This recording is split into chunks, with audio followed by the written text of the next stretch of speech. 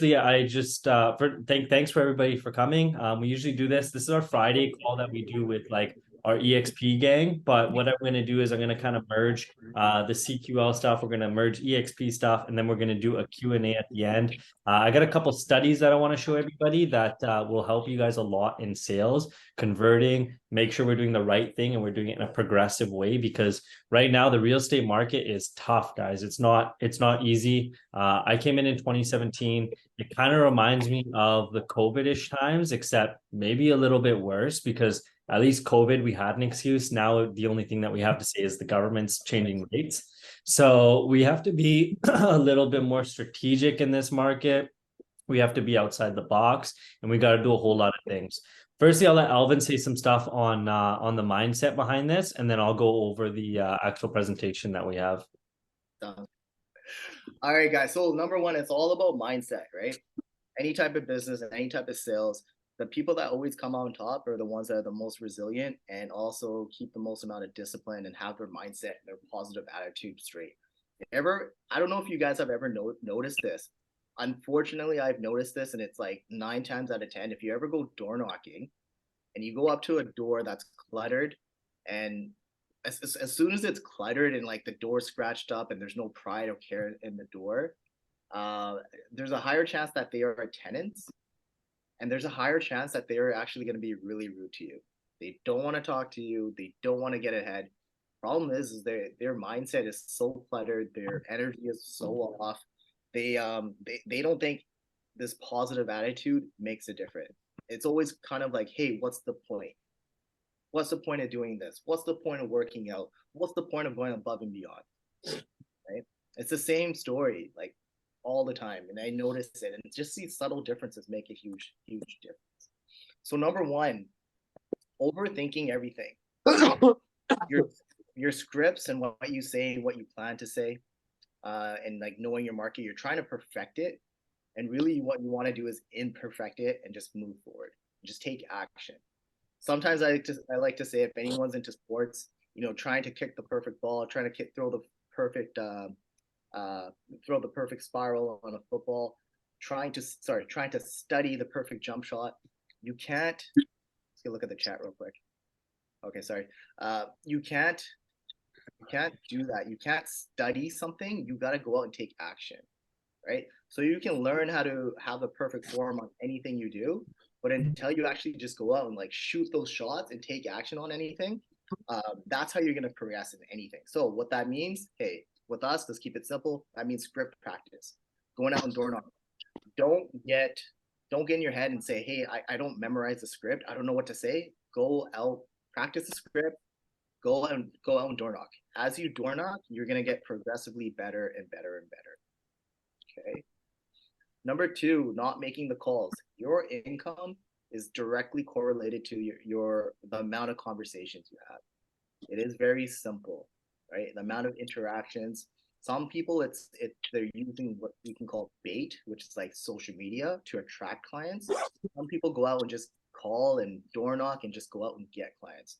Whatever it is, if you're using social media as bait to attract clients, whatever it is, as long as you're having conversations with people, that's how you're going to move forward. Okay.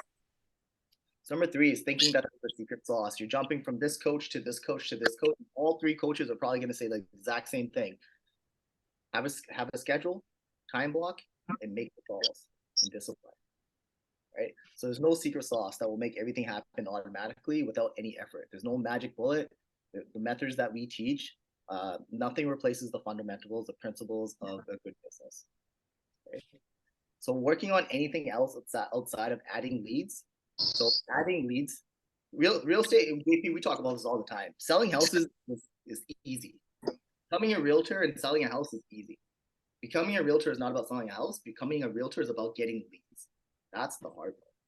Getting leads, getting clients, converting them to clients, that's your hard part. So you want to focus on getting leads. You want to fill up your pipeline, and you want to have as many leads up in the air. So when that person cancels on you, you're not butthurt. You get right up, and you're like, okay, well, let's go on to the next lead. We were super busy. So working on everything else is secondary. Getting your leads is primary. Okay. Complaining and making excuses. You have to train yourself to love the push.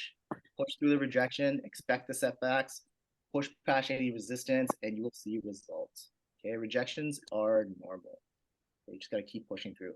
If you look in the mirror right now and you don't see the person that you can be or your potential, that's your fault. And I'm guilty of this as well. So that's why I always push to do better, because even though it's our fault, it's always it's also up to us to change those ways. You know what I mean? So don't complain, don't make excuses. This doesn't mean you can't have those 30 seconds of like, fuck, I lost a deal. Fuck, I lost a client. Fuck. Take those 30 seconds, feel like shit, embrace it, and be like, fuck, okay, get up and move forward. Okay. Focus on getting into rhythm. So your month typically we have a schedule that I've sent out to most people, and it's all about like your your routine.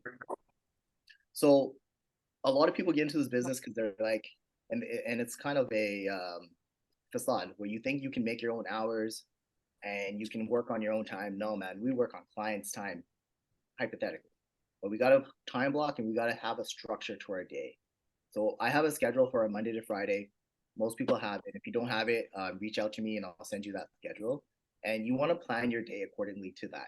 Now, it doesn't mean that you have to get up at 5 a.m. It doesn't mean you have to start at 9 a.m. But what it does mean is that on my schedule, it says 2 hours a day of lead generation.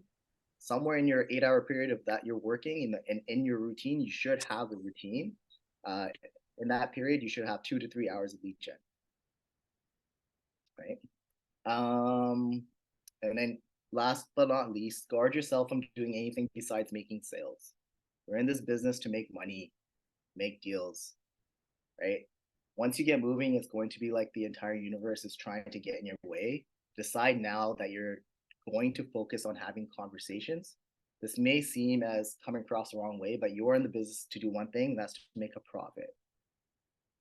Okay, let's not forget that. I know, and I'm guilty of this as well. When I first got into this business, I wanted to be humble, and I was like, oh, I want to help people. I want to work less and make just as much as what I used to. It was all bullshit. I was just bullshitting myself. I was lying to myself. And when we go back to it and we realize like, hey, we want to make money, we want to do it ethically, and we want to do it with pride. That's our focus. So let's go out there, let's make some money, and ask yourself each day, who's got my fucking money? It's a big Grant Cardone line, but he says it all the time. Who's got my money? You got to ask, who's got my money? If you wanted to help people, go be a fucking doctor or a nurse. We're realtors. We're in this business to make money the correct way. That doesn't mean cheating your clients. It doesn't mean screwing over any other agent, but it means we're out there hustling, talking to people, converting, and moving forward. And the last thing, sorry, one more thing. The biggest insurance against failure is resilience. Right? So when you get knocked down, get back up. Failing is normal. Fail forward. All right. That's it for me, JP. I'm sweating. I'm fucking hyped up. You're ready to go door knocking or something. All right, man. I'm gonna share my screen here, guys. This is gonna be a little bit of like the logic behind that. So that was to get that right, you have to like to get all this right, you have to understand what Alvin said. Like that's just kind of fundamentals. Now, what I did, can you guys all see this here? Yeah. Yeah. Okay. So how to add an additional 27,883 and 33 cents per month the next 5 months. Guys, 5 months left till the end of the year.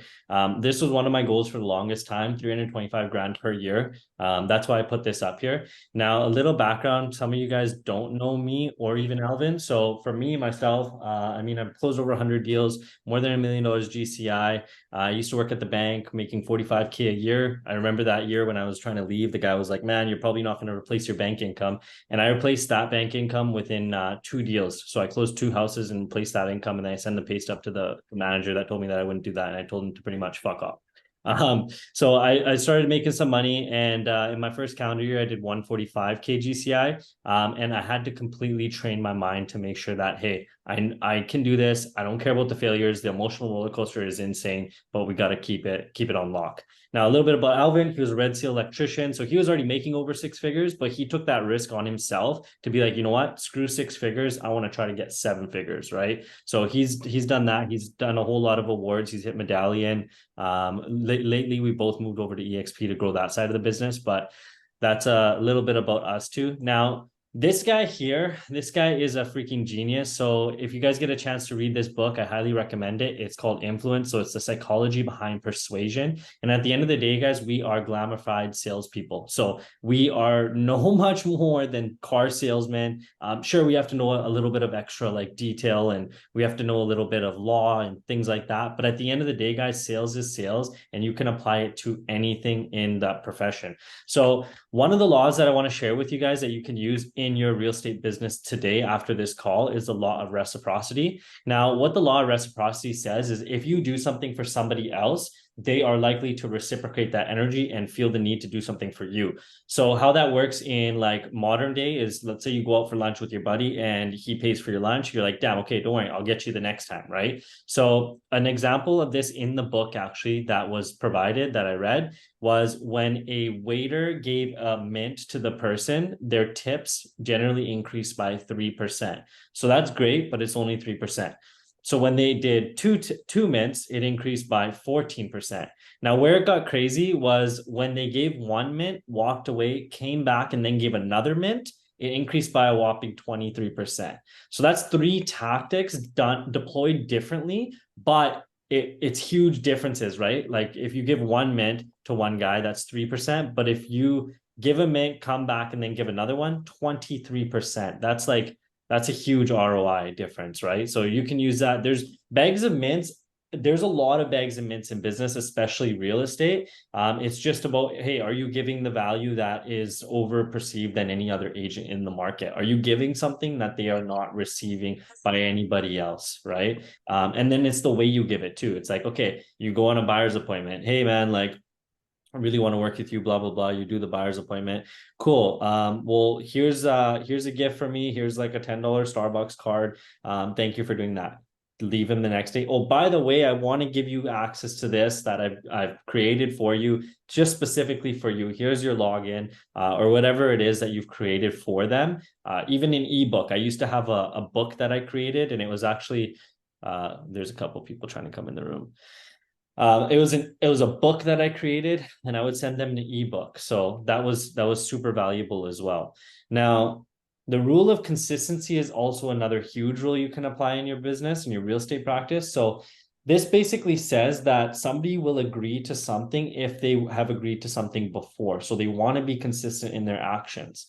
So an example of this in the book was essentially when people were asked to put a large slow down sign in their yard, they basically most of them said no. But when they were asked to put a small sign in their window, and then a week later, they got a letter saying, hey, since you're a person who cares about our community and a person who wants our place to be safe, do you mind putting this bigger sign at the forefront of your yard? And the results were insane. Like most people said yes, and they were way more compliant to actually submitting to that request.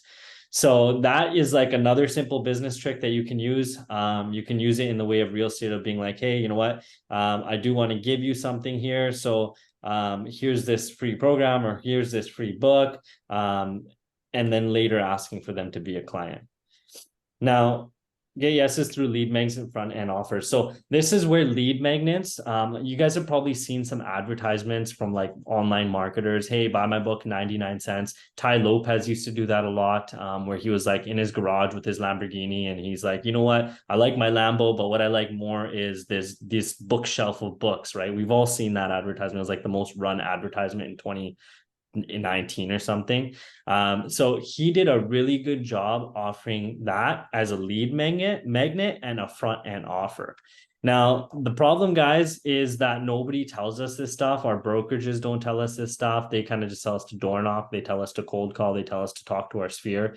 The thing is, like, they weren't taught this. This is new age selling. This is a completely different thing.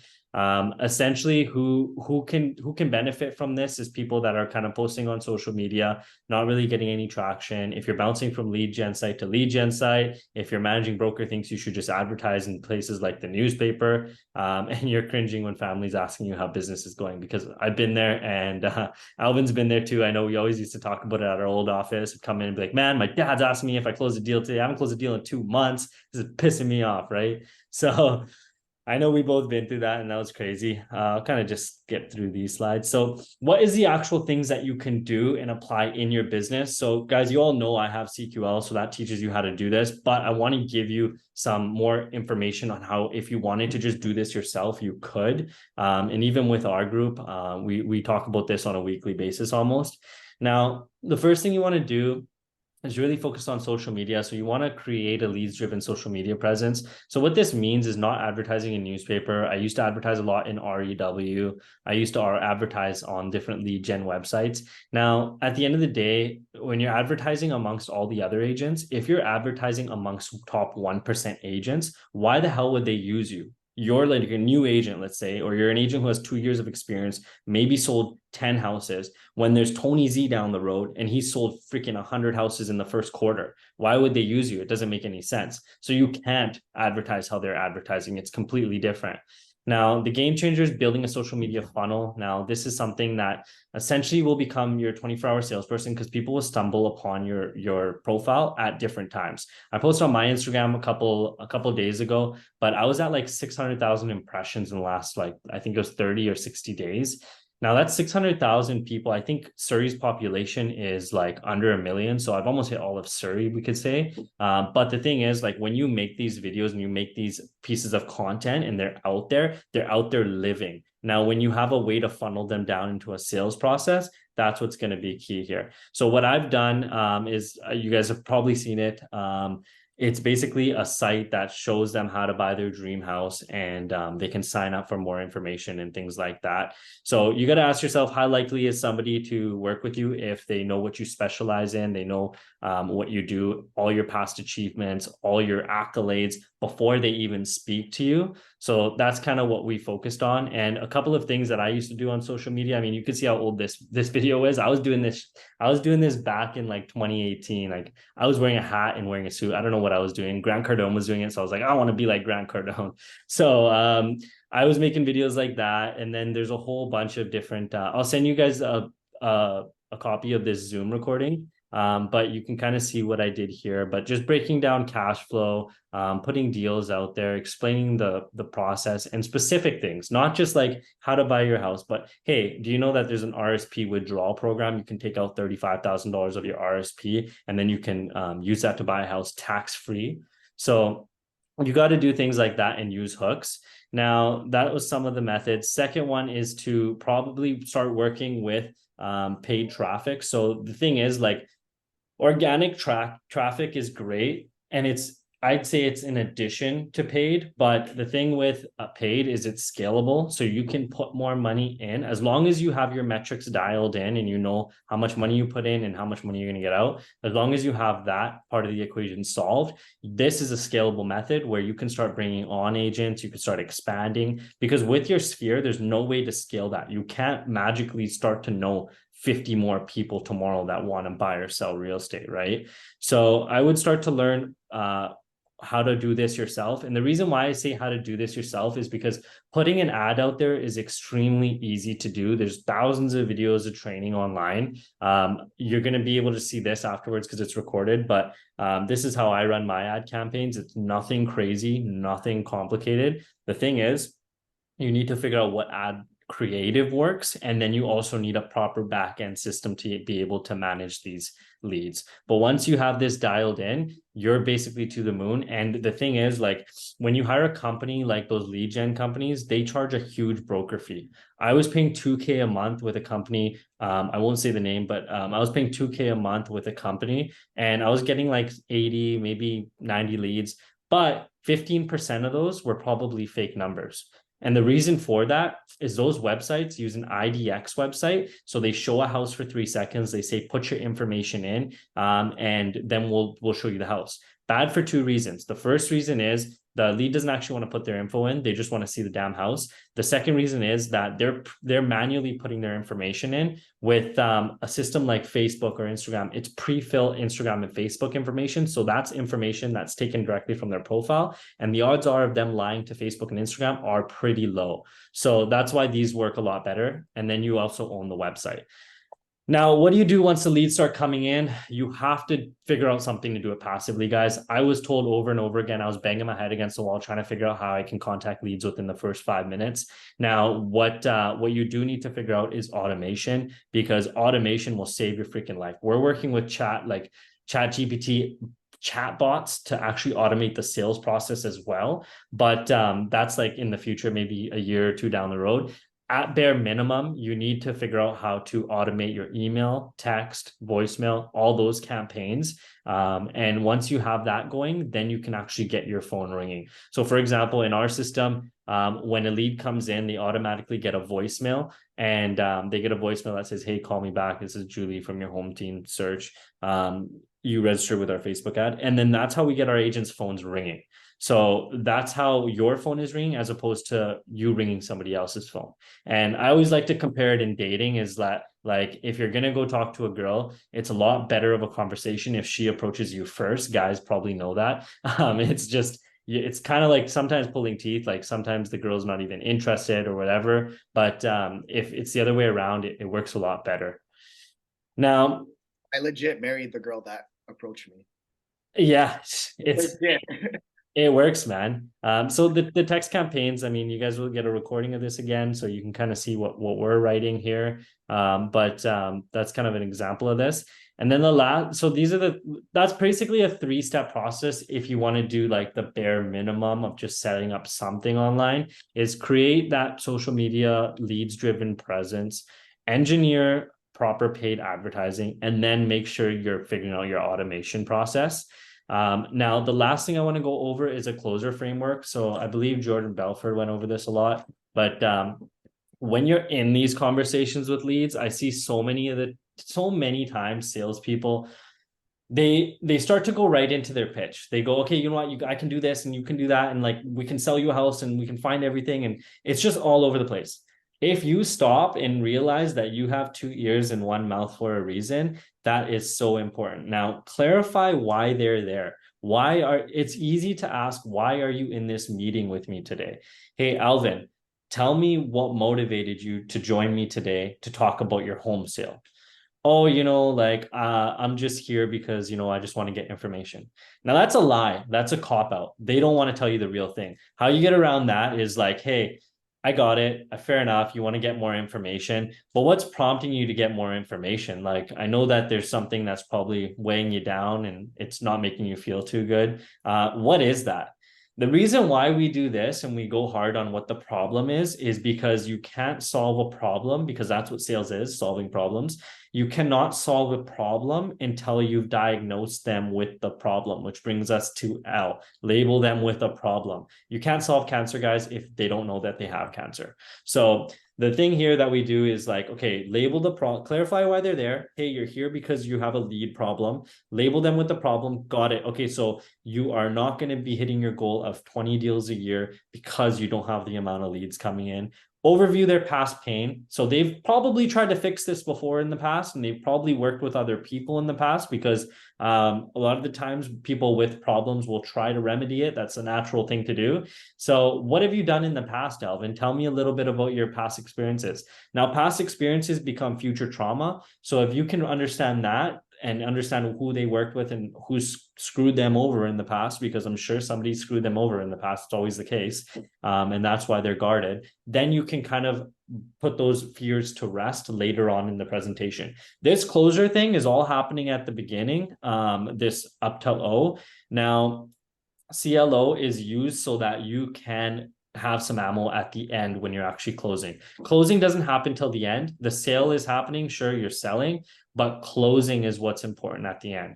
Now, add to sell them the vacation. So introduce what can solve their problem. So this is where you actually do the pitch. It should not be super long.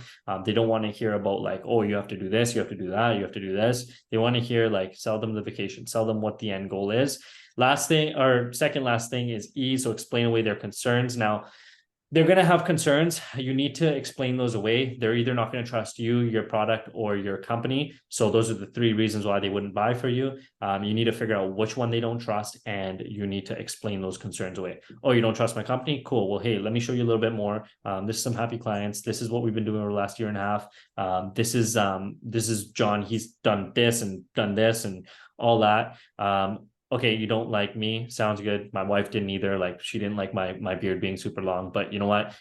I'll shave it or make some type of joke, right? Add humor into the equation. And then R is super important as well that I think a lot of us forget and a lot of us lose a lot of deals because of this. And this is reinforce their decision. So the sale doesn't end when you bring them on as a client, guys. The sale ends when the sale actually ends. So when you bring them on as a client, let's say you get a listing, you have to sell them every time you see them. Every time you see them, you have to reinforce the decision that they made to work with you was a good decision. And if you can do that properly, you'll never get them wearing off to other agents or going other places or having weird questions. And you'll actually make sure that you are their agent for life type of thing. If you want to, So yeah. before you jump to the next slide, do you want to tell them a quick story about how the appraiser reinforced the buyer for that one? So back in the day, Alvin had a listing. This was a great story. I don't think we've really shared this story I won't before. do the full details of it, but we'll just cut to the end where the long story short, buyer wanted to back out of the deal. It was a subject free offer, and he wanted to back out because there was fear, he was unsure. You know, he was competing with like 10 offers, 10 or 12 offers, I think. So when the hype is there, when everyone's competing, you know, everyone wants to put the highest amount. But when the dust settles and you finally realize, like, holy shit, I just bought this property. How much extra did I actually pay? Then you're all kind of like, oh my God, I overpaid and all that kind of stuff. Sure enough, the appraiser comes in and reassured and did it on his own, actually, because it was a great property, but he reinsured the buyer's decision. The buyer was super happy by the end of the conversation, did not care to pull out, basically. And the guy probably made another 30% by the time the deal was completely closed. But just reassuring the decision, reassuring like when you guys walk through with your clients, like, hey, this is a great property. Like after the deal is done, after the subjects are removed, you guys got a steal on this property. You got a great deal on this property. You can see your family living here. This is the backyard you wanted. This is the layout you wanted, right? Reinforce the decision because they always want. There's always going to be an aunt and uncle is like that's going to say, oh well, you know, you kind of overpaid. Oh, you know, this is a shitty location. So always make sure you're coming in with a positive. Last thing I'll show you guys is kind of one of our USPs. So unique selling proposition is our home buyers guide. So you can create something like this as well. I'll kind of show you what contents we have in here. So when we meet with buyers, we give them like an online course, and they're able to kind of like go through this and build their trust factor with us. So it's building authority figure with us.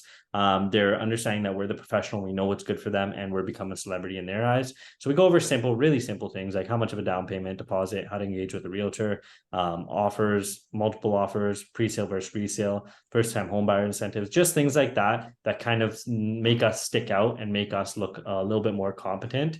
All that stuff, guys, we do that in the background. You can ask us about that later. But more so, we just want to give you guys more information that you can use today. Start using the bag of mints example, start figuring out what you want to do for that. That's a huge one that you can use in business. And then also the asking for smaller yeses first and then moving on to bigger yeses. That's also a hugely underrated one that I'm going to be implementing way more in the next probably 24 months. But let's go into like if anybody has any questions, just feel free to unmute and or just put like the letter Q in the chat box and we can go over anything if anybody has any questions. We'll stay for probably like 5 minutes unless.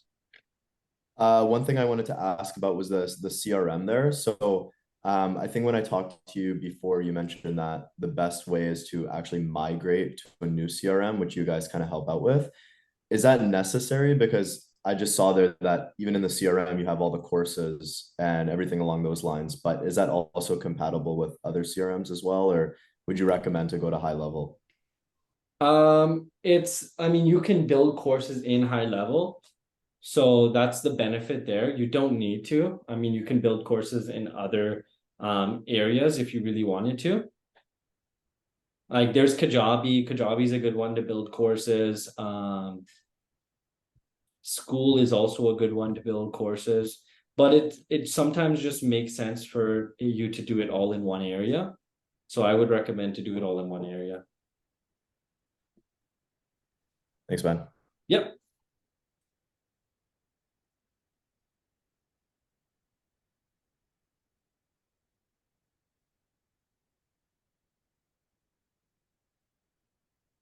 Either we left people speechless, or they don't know what to ask, or they don't want to ask. Animal, what's up? How you been, man? Animal's in the insurance space, so he's been crushing it out there. He's like, how many people do you have now?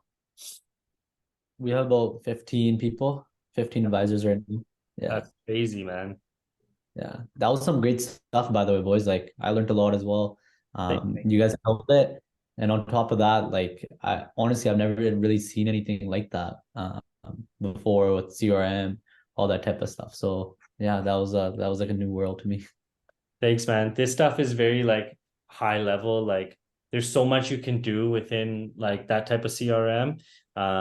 So like we just gotta be ahead of this stuff. Like AI chatbots and stuff like that is like future stuff. Like that's super complicated, but I feel like this is the next step for like a lot of the agents that are in here. Like they know the door knocking, they know the cold calling, that's fine, but it's like what's next type of thing. So we help people scale past the like 10K and get them to like 30 to 50K a month in real estate commissions. That's kind of what we want to do. And then after that, it's essentially building out a team and getting it to 100 and 200K a month type of thing. Cool. So I just wanted to make one comment.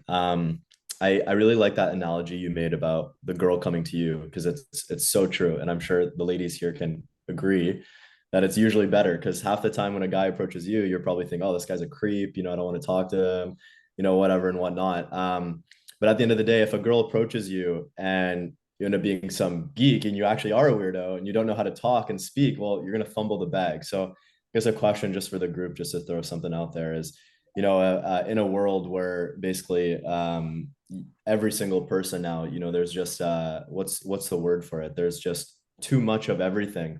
Is even if you're attracting these people, what's the best way you would recommend to actually capture them? So obviously having a device to bring the person in front of you, or let's say you got the nice outfit, you got the nice watch, and now the girl's coming up to you or whatever.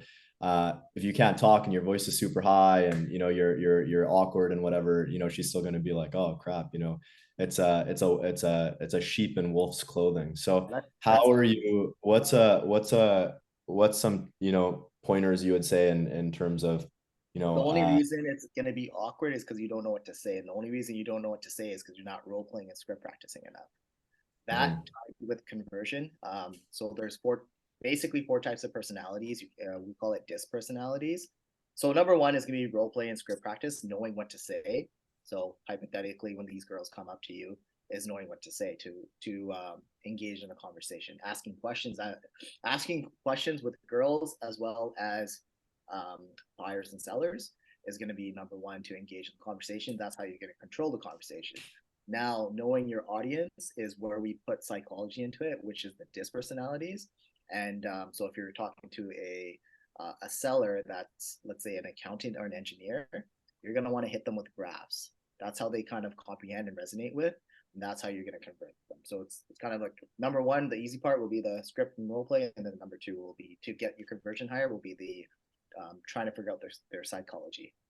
So basically emotional intelligence. And when it comes to emotional intelligence is, do you guys have a process or strategy you'd recommend to actually nailing it down? Because, role playing, of course, is great, but, you have no fear of consequence. And, when you're in an actual conversation, I'm not saying it's not valuable, but when you're in that conversation, is calibrating is, in my opinion, one of the greatest skills anybody can have. It's what makes someone good to great. So from making that leap from good to great in terms of emotional intelligence, other than experience, is there a science behind being able to basically learn that mental muscle and calibrate properly to each person based on their personality? I'm gonna jump in because I'm fairly new. And I've kind of figured out how to talk to people, and I've done more door knocking now and more cold calling. And I'm actually on the system, the CRM, and calling the leads. And there's so many that even if you fuck up, like you have about 50 more to go, and then you take away everything from there. But what I found the biggest thing was when you stick to this script for the first two lines, sure, you can stick to it. But then at that point, you're not really going to stick to that because someone comes up with another variable, right? So like if you say, oh, like what location are you interested in? And then they spew off, okay, I'm in this, I want this location, but I don't know about A, B, and C. That's, I think, the biggest thing is use silence. That's how I've noticed is when I don't talk, and I learned this from JP, is like, yeah, it's awkward, but if you're just sitting there and you're literally counting like 1, 2 like seconds of silence, and then those guys will naturally talk. And then like I think the first 10 seconds, it's just you have to be extremely enthusiastic. And then you just go into, okay, tell me about, I've so many conversations. I've literally like, I don't even ask like, what are you looking for? I'm just like, tell me about yourself. Why are you here? So that's And then motivation, right? So that's great. Like solve your lead flow issue and you won't have a performance issue because you'll have so many reps in that you're able to just kind of practice and practice and practice. Like we have Jasmine's on the phone and she's actually going to be handling some of the leads because we have like so much that we can't handle and I'm running a very bare minimum budget. So it's like it's kind of like a gold mine to be honest. But you have to do that and then also like that silencing that Prab said, freaking money. Like I've sat there on the phone, guys, like, and I do a lot of Zoom calls, but I've sat on a phone like this. You have to be a robot. I sat here for a good, and I looked at the clock and it was 2 minutes, like 60 seconds twice over before somebody spoke. And because at that, there's certain points in the script that like you just shut up. You don't need to say anything. Once you've presented and because in those 2 minutes, that person is going through 1,000 calculations in their head, wondering whether or not they can buy. If you start saying some shit and you start interrupting them and you start getting them off of their game in their head, you're going to screw it up. So just shut up, be quiet, and let them do what they need to do and have that mental struggle inside their head so that you'll be able to like actually close them. So silence is a virtue, guys. Yeah, like I have a problem with over explaining because I really want to get my information out there and be like, yeah, I know what I'm talking about. But then chances are, like when I don't say anything, I've seen this is a client will already say what I want to say, but they'll feel like because I've allowed them to speak, that I'm hearing them out. And then they'll just start talking, and then they'll go off about things that like you wouldn't have even asked the questions, but you've gotten 10 more questions answered, and now you know probably everything about this person, where they want to go, what they want to do, what their motive is for going where they want to go. And then all you have to do is just say, okay, I'm going to put you on a search. Let's get you set up. And then you're closing the deal. So it's not like, I feel like people think you have to be extremely charismatic. I think you just have to know when to speak and when not to speak. So I think being a robot's more important than being charismatic now, just because everybody's so like weary about being sold by that charismatic person who just kind of talks them into doing it, right? So I think people want a lot of honesty and they want clarity, right? It's JP and Alvin said you have 2 ears and a mouth for a reason. I think we get so concerned about getting what we want to say, we forget to listen. Yeah, like at the end of the day, guys, if you have all this stuff in the back end, by the time they reach you, like we send our video out on this is one of our videos. I'm going to share my screen here again. I don't have to position myself as authority figure when I meet these people because before I meet them, I tell them to watch this hour-long video that shows them, hey, I'm a freaking pro at this. I know what I'm talking about. This is why you should meet me. And this explains like, first, this is psychology driven. First, it goes through case studies. Hey, I'm awesome because of this guy, because of this guy, and because of this whole development I did. And here's a little bit about me. Here's the pain points that you're seeing in your life right now. Like you're one of these people, you fall into one of these categories. A little bit about me, step 1, step 2, step 3, and how to buy a house, step 4, and then okay, we can work together, right? And then we go over case studies again. And then there's our USP, that home buyers program. So we give them something and it's a whole freaking ecosystem. But at the end of the day, like when you do it properly, and you actually position yourself an authority figure before they meet you, then you don't have to kind of verbally vomit and be saying a whole bunch of things. Okay, any other questions, guys? I'm probably going to put this up on YouTube.